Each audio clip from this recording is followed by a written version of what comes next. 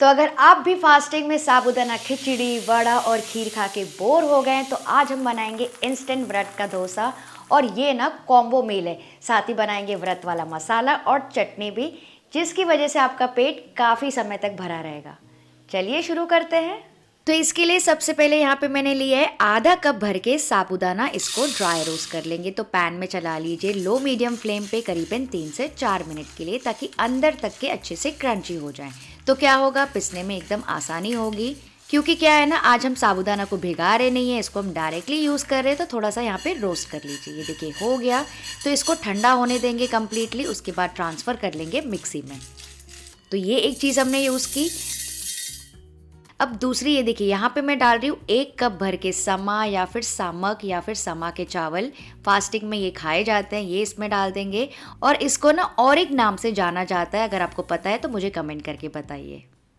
और यहीं पे मैं डाल रही हूँ 1 बॉईल किया हुआ आलू, जिसको मैंने ऐसे पीसेस में काटा है। 2 से 3 हरी मिर्चें, 1-2 टुकड़े अदरक के,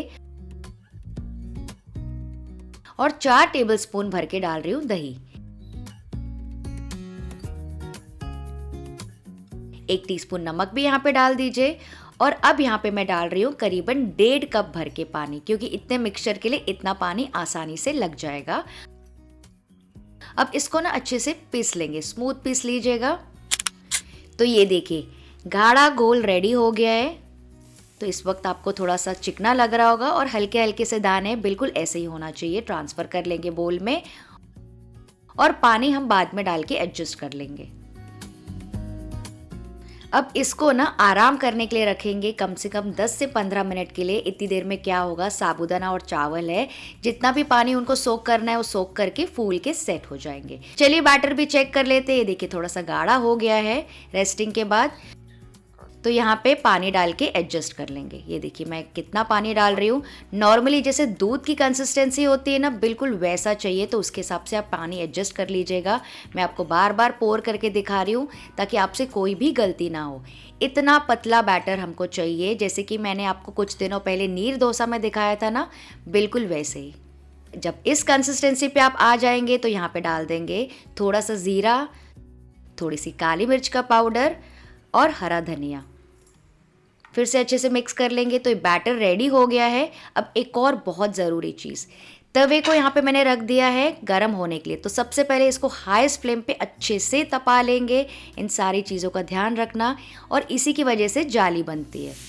तो इसके ऊपर पानी का छड़का डाल के देख लीजिए। ये देखिए पानी फट से इवेपोरेट हो रहा है, मतलब कि एकदम परफेक्ट है इसका टेम्परेचर।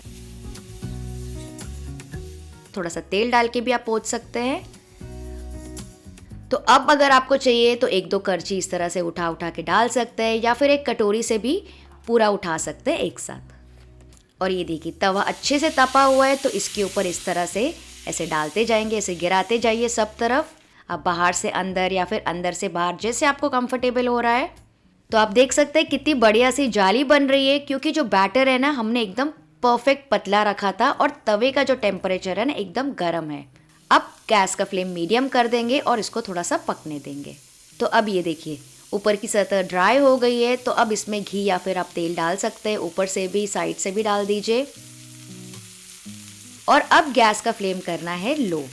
गैस को लो करके इसको अच्छे से आराम से क्रिस्पी होने दीजिए, या फिर जब तक कि प्यारा सा गोल्डन ब्राउन कलर ना आ जाए। तो क्या 3 पॉइंट्स हमने कवर किए।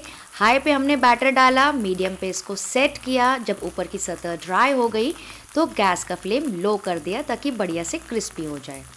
और कभी कभी ना मैं तवे को भी इस तरह से घुमा के पकाती हूँ। नॉर्मली हर डोसा वीडियो में आपने देखा होगा, अगर गैस छोटा है और तवा बड़ा है तो इवन कुकिंग हो जाती है। तो देखा आपने इसको कैसे फैलाना है, जैसे कि परफेक्ट जाली बने। अगर आपका बैटर गाढ़ा हो गया तो आपका एकदम चीला बन जाएगा, और अगर गलती से बैटर पतला हो गया तो भी डोसा नहीं बनेगा। तो इन सारी बातों का आपको ध्यान रखना है, ताकि आपका भी हर एक डोसा एकदम परफेक्ट बने। तो अब ये देखिए करीबन 2 से 3 मिनट के बाद आप देख सकते हैं इसके जो होल्स है एकदम अच्छे से आप देख पा रहे होंगे, क्योंकि वो क्रिस्पी हो गए और साइड्स भी है ना थोड़े से क्रिस्पी हो गए हैं। तो अब आपको जितना करारा करना है आप अपने हिसाब से एडजस्ट कर सकते हैं। तो ये देखिए हो गया है। मैं इतना डार्क रख रही हूँ, इसको फोल्ड कर देंगे हाफ में। तो ये देखिए कितना परफेक्ट टेक्सचर और कलर आया है, बिल्कुल वैसे ही जैसे कि मार्केट में मिलता है ना रवा डोसा, बिल्कुल वैसे। और इसको ना दूसरे साइड से नहीं पकाया जाता है, बस इसी तरह से सर्व किया जाता है। तो इसको गर्मा गर्म सर्व कीजिए आलू के मसाले और चटनी के साथ। तो बस इसी तरह से सारे डोसे तैयार कर लीजिए, पर उससे पहले बैटर को है ना फिर से अच्छे से मिक्स कर लीजिएगा। गरम तवे पे डाल देंगे, मीडियम पे सेट कर लेंगे, थोड़ा सा घी डाल देंगे और लो फ्लेम पे क्रिस्पी कर लेंगे। तो बहुत ही फटाफट बन जाते हैं सारे डोसे। और ज़रूरी नहीं है कि आप इसको फास्ट में ही बनाएं या फिर फास्ट में आप सिर्फ साबूदाना खिचड़ी या वड़े ही बनाएं। ये एक कंप्लीट मील है अपने आप में, जो कि आपका पेट ज़्यादा समय तक के भरा रखेगी। तो ये भी हो गए, सारे डोसे भी मैंने तैयार कर लिए।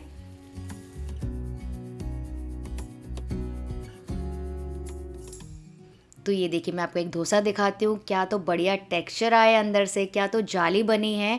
और जैसे मैंने आपको बताया ना, जितना आपको क्रिस्पी पसंद है या कम क्रिस्पी पसंद है, आप अपने हिसाब से एडजस्ट कर सकते हैं। इसको आप इंजॉय कीजिए मसाले और चटनी के साथ। तो फ्रेंड्स, कैसी लगी आपको आज की मेरी कोशिश व्रत का डोसा बनाने की? अगर थोड़ा भी अच्छा लगा वीडियो तो इस वीडियो को लाइक, शेयर और सब्सक्राइब प्लीज़ कर दीजिएगा और बेल आइकन भी दबा देना हर एक नए वीडियो के लिए।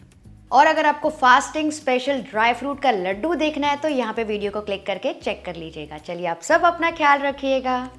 Bye bye.